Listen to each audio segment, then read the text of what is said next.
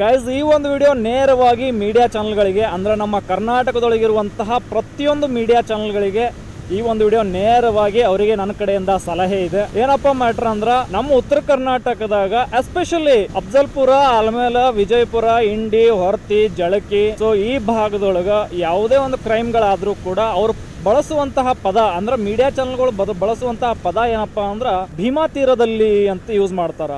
Like ಯಾವುದೇ ಒಂದೇ example ತಗೊಳ್ಳೋನು, recent ಆಗಿ ಇಂಡಿ ತಾಲೂಕೊಳಗೆ ಒಂದು ಯಾವುದೋ ಒಂದು ಗ್ರಾಮದೊಳಗೆ ಪ್ರಿಯಕರನ ಜೊತೆ ಸೇರಿ ತಂದೆಯ ಹತ್ಯೆ ಮಾಡಿರುವಂತಹ ಮಗಳು ಅಂತೇಳಿ ಒಂದು ನ್ಯೂಸ್ ಬಂದಿತ್ತು. ಆಮೇಲೆ ಅದಾಗಿ ಮತ್ತು ಅನೇಕ ಘಟನೆಗಳು ನಡೀತಿರ್ತಾವೆ. ಒಂದು ವ್ಯವಸ್ಥೆ, ಒಂದು ಸಮಾಜ, ಒಂದು ಊರು ಅಂದಾಗ ಅನೇಕ ಕ್ರೈಮ್ ಘಟನೆಗಳು ನಡೀತಾನೆ ಇರ್ತಾವ. ಬರ್ರಿಯಪ್ಪ ಎಲ್ಲರೂ ಸಾಲಾಗಿ ಬರ್ತಾರೆ. ಕಲ್ಯಾಣ ಕರ್ನಾಟಕ ಕೆಂಪು ಬಸ್ನವ್ರು ನೋಡೋಣ, ನಮಗೆ ಮೀಟರ್ ಆಫ್ ಆಯ್ತಿ ಬಹುಮತ್ ಬರ್ತಾರ. ಸೊ ಏನಾಗುತ್ತಂದ್ರೆ ಈಗ ಆಲ್ಮೇಲೊಳಗೆ ಒಂದು ಯಾವುದೋ ಕ್ರೈಮ್ ಘಟನೆ ನಡೀತು ಅಂದ್ರೆ ಭೀಮಾ ತೀರದಲ್ಲಿ ಮತ್ತೆ ಹರಿದ ನೆತ್ತರು.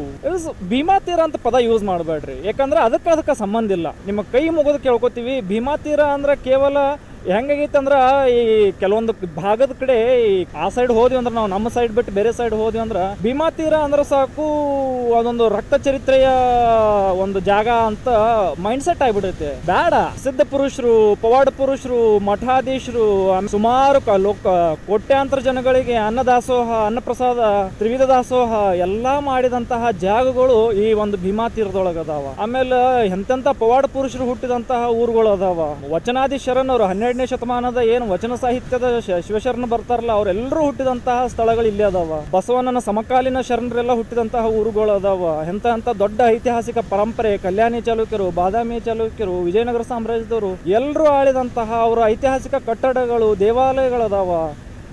ದಟ್ ಈಸ್ ಯಾವುದೋ ಒಂದು ಊರೊಳಗೆ ಯಾವುದೋ ಒಂದು ಕ್ರೈಮ್ ನಡೀತು, ಇಂಡಿ ಒಳಗೆ ನಡೀತಂದ್ರೆ ಭೀಮಾ ತೀರ, ಆಲ್ಮೇಲೊಳಗೆ ನಡೀತಂದ್ರೆ ಭೀಮಾ ತೀರ, ಅಫ್ಜಲ್ಪುರದಾಗ ನಡೀತಂದ್ರೆ ಭೀಮಾ ತೀರ, ಹೊರ್ತಿ ಜಳಕಿ ಒಳಗೆ ನಡೀತಂದ್ರೆ ಭೀಮಾ ತೀರ. ನಾನು ಮೀಡಿಯಾ ಚಾನಲ್ದವ್ರಿಗೆ ಇದೊಂದೇ ಹೇಳೋದು, ಯಾವ ಊರೊಳಗೆ ನಡೆದಿರ್ತೈತಿಲ್ಲ ಆ ಊರು ಅದ್ರ ಬಗ್ಗೆ ಹೇಳ್ರಿ.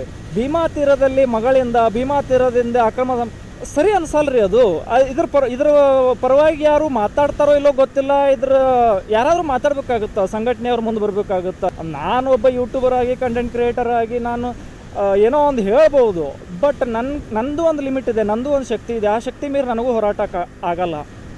ನಮ್ಮ ಮೀಡಿಯಾ ಚಾನಲ್ದವ್ರಿಗೆ ಈ ಒಂದು ವಿಡಿಯೋ ರೀಚ್ ಆಯ್ತಂದ್ರೆ ದಯವಿಟ್ಟು ಯಾವುದೇ ಕ್ರೈಮ್ಗಳಾದರೂ ಕೂಡ ಭೀಮಾ ತೀರ ಅನ್ನುವಂತಹ ಪದವನ್ನು ಬಳಸೋದನ್ನು ಇನ್ಮೇಲಿಂದ ಪೂರ್ತಿಯಾಗಿ ಬಿಟ್ಟು ಬಿಡ್ರಿ. ನಿಮ್ಮ ಕೈ ಮುಗಿದು ಬಿಡ್ತೀವಿ.